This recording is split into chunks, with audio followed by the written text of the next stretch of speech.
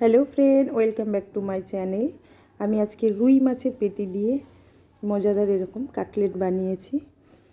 এটা খেতে খুব ভালো হয়, তো আমি আপনাদের সাথে এটা শেয়ার করলাম কিভাবে বানিয়েছি। আমি নিয়েছি রুই মাছের পেটি, ওতে নুন আর হলুদ দিয়ে এগুলো সেদ্ধ করে নেব। সেদ্ধ করে আমি কাঁটাগুলো বেছে নিয়েছি। এবার কড়াইয়ের মধ্যে আমি দিয়ে দেব সর্ষের তেল।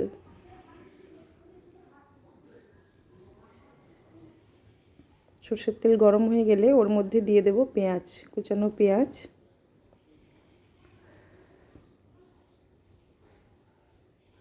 পেঁয়াজটা একটু ভাজা ভাজা হয়ে গেলে একটু লবণ দেব। লবণ দিলে পেঁয়াজটা একটু সফট হয়ে যায়, তাই একটু লবণ দিলাম। এবার দেব ক্যাপসিকাম।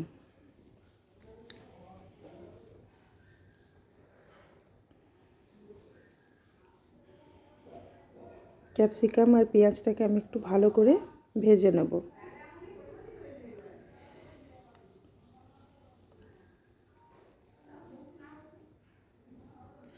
এবার দেব কাঁচা লঙ্কা কুচি আর দিলাম আদা রসুন বাটা।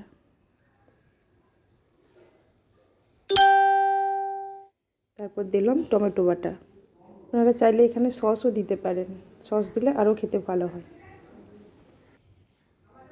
এবার আমি মাছগুলো এর মধ্যে দিয়ে একটু ভালোভাবে ভেজে নেব।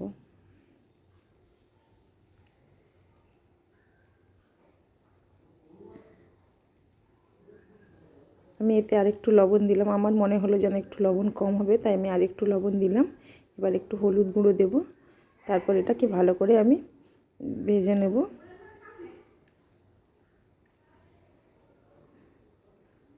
কিছুক্ষণ ভাজা হয়ে গেলে আমি এতে দিয়ে দেবো পাউরুটি, একটু টুকরো টুকরো করে কেটে এর মধ্যে পাউরুটিটা দিয়ে দেবো। পাউরুটিটা দেওয়ার এটাই কারণ, তাহলে একটু চিটচিট ভাবটা আসবে, নাহলে এটা ভেঙে যাবে। যখন কাটলেটটা গড়বো তখন এটা ভেঙে যাবে। এবার দেবো একটু সয়া সস আর দিলাম চিকেন কারি মশলা। এই মশলাটা দিলে কাটলেটের স্বাদটা খুব ভালো হয়। তারপর ধনেপাতা কুচি দিয়ে ভালোভাবে এটা নেড়ে ছেড়ে নামিয়ে নেব। এখানে নিয়েছি একটু বেসন আর নেব একটা ডিম। তো লবণ দিলাম। ডিমটা ফাটিয়ে ওর মধ্যে দিয়ে দিলাম। এবার একটা ব্যাটার বানিয়ে নেব।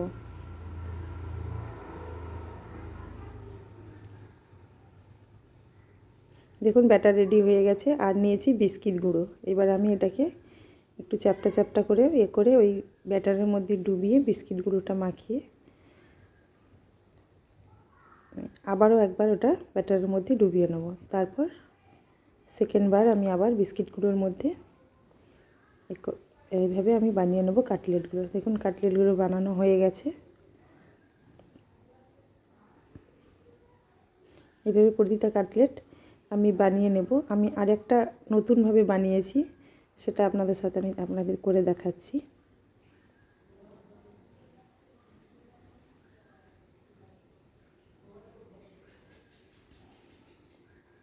এই যে দুটো স্লাইস রুটি নিলাম, এর মাঝখানে আমি কিছুটা মাছের পুর দিয়ে দেব।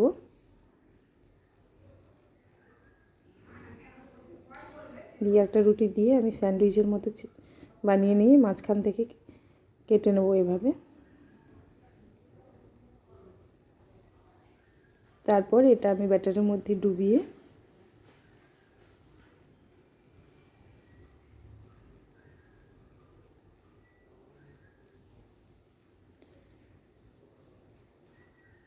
ভালো করে ব্যাটারের মধ্যে ডুবিয়ে নিয়ে এটাতে আমি বিস্কিট গুঁড়োটা মাখিয়ে নেব। দেখুন আমার সমস্ত কাটলেটগুলো রেডি হয়ে গেছে। এবার আমি কড়াইতে কিছুটা সাদা তেল গরম করে ওর মধ্যে কাটলেটগুলো ভেজে নেব। ভিডিওটা যদি ভালো লেগে থাকে শেয়ার ও লাইক করে দেবেন প্লিজ। এই দেখুন আমার কাটলেটগুলো ভাজা হয়ে গেছে। ভিডিওটা দেখার জন্য ধন্যবাদ।